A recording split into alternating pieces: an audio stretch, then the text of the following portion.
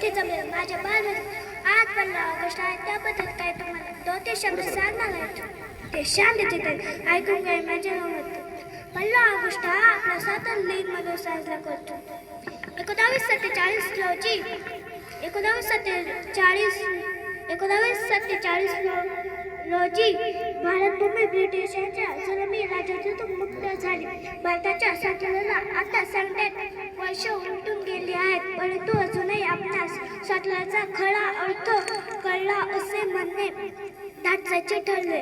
15 August आणि 26 जानेवारी हे 2 दिवस भारतीय नागरिकांसाठी राष्ट्रीय सण आहेत. भारत आहे प्रजासत्ताकामधून जगामध्ये दमदारपणे वाटचाल करताना दिसते.